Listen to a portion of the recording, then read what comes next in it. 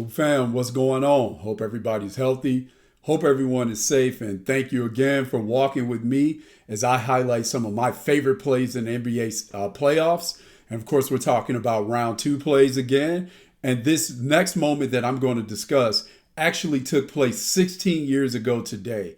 And that's when Derek Fisher hit a crazy shot with zero point 0.4 seconds left to lift the Lakers over the San Antonio Spurs in Game 5 of the Western Conference semifinals. So to set this play up, before Derek Fisher actually hit that miraculous shot, Tim Duncan hit a miraculous shot at the top of the key on Shaquille O'Neal of his own when he took the wild jumper and the shot actually went in and it gave the Spurs a 73-72 lead. And again, talking about that era where there was more contact, lower scoring games. So crazy that a game was going into the waning seconds and the score was 73-72. But nonetheless, that was the score. And I'm sure the Spurs probably thought that they delivered, Tim Duncan probably thought that he delivered a win to the Spurs. And of course, you got to credit Phil Jackson for calling a timeout and calling up this crazy play where Derek Fisher actually gets the ball and makes a game-winning left-handed, he's a lefty, crazy jumper to win the game. And Derek Fisher still might be running because after he shot the ball, he just ran off the floor. And 16 years later, he still might be running.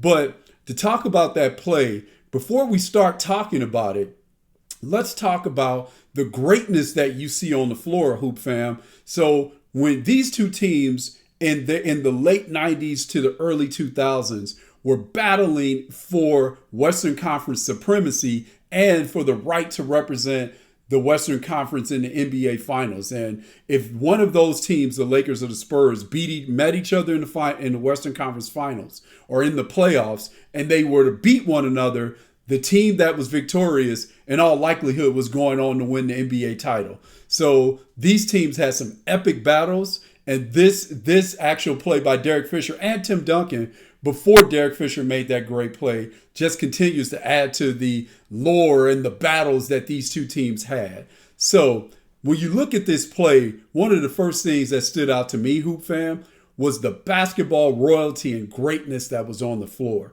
Both of these teams were led by Hall of Fame caliber coaches. And I say caliber because Greg Popovich is yet to be inducted into the Basketball Hall of Fame, but I'm sure that's only a matter of time. And Phil Jackson was actually inducted in 2007. And he was coaching the Lakers. So both teams were led by Hall of Fame caliber coaches. And then obviously you have the great Tim Duncan, who is going in the Hall of Fame this year in 2020 with the great Kobe Bryant. And they were both sharing the floor during this particular time. The great Shaquille O'Neal, Tony Parker and Manu Ginobili, who will be in the Hall of Fame themselves, were also on the floor. But the Lakers also had two more Hall of Famers, in Gary Payton, who was inbounding the ball on this particular play, and Karl Malone, who sort of set a little screen for Derek Fisher.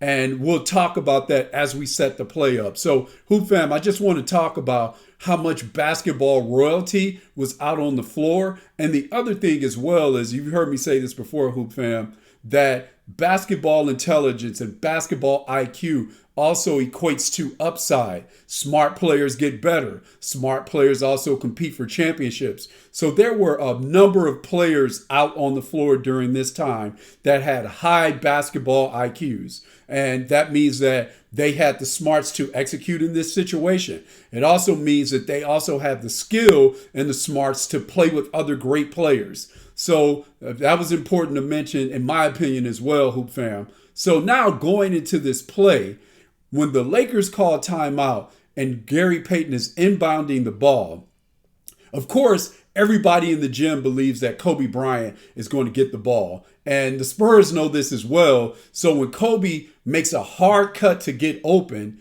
two of the Spurs defenders actually double him to prevent him from getting the ball. And what that does is that actually opens up the floor so Derek Fisher can cut very hard toward the ball. And Gary Payton throws the ball in. And once Derek Fisher catches it, the fact that he was a lefty also played in to his advantage because he could essentially catch the ball and turn toward his strong hand using the footwork that he needed to get a shot off in zero point 0.4 seconds. So even though you could say that the shot was quote unquote lucky, the way that Phil Jackson drew that play up, knowing that Kobe was in all likelihood going to be doubled and opening that space up so Derek Fisher could run hard to the ball, it was brilliant. Whether that was intentional or not, nonetheless, it served to help the Lakers and Derek Fisher get the space that he needed to catch the ball cleanly and put it up. And, again, one of the ironic things when you start thinking about now with The Last Dance, we have Phil Jackson again drawing up a last second play to win a game in the second round of the playoffs. And you're doing that, and your star player, your superstar closer, in this case for the Lakers, it was Kobe Bryant. And in 94, when Phil Jackson drew up a play, it was Scottie Pippen inbounding the ball for Tony Kukoc. You have these great star players who most teams would consider their closers, and they actually aren't the ones who actually make that game-winning shot. So again, Hoop Fam, I've said this before, Derek Fisher, Kobe Bryant actually has said on numerous occasions that Derek Fisher is his favorite teammate. And it's because Derek Fisher, A, put in the work, but B, he had enough self-confidence to take the shot on the biggest stage when the game was on the line and not always defer to this great player that has the ability to work as a force multiplier. And in this case, Kobe being on the floor, drawing the double team, actually got Fisher open and gave him plenty of space to get that shot off. And Manu Ginobili, one of the things I like to say as well, Hoop Fam, Manu as a lefty, actually played Derek Fisher correctly, knowing that he was going to turn over his right shoulder to get to his left hand for the jumper. Manu Ginobili knew that because he's a lefty as well. But nonetheless, Derek Fisher, it was good defense by Manu Ginobili, a better shot by Derek Fisher. This happened 16 years ago today. I remember where I was at, Hoop Fam, when this happened. Crazy moment. Love this moment. Love the playoffs. Hopefully we get back to it soon. Hope you all are staying healthy and safe, Hoop Fam. And thank you again for going on the journey with me.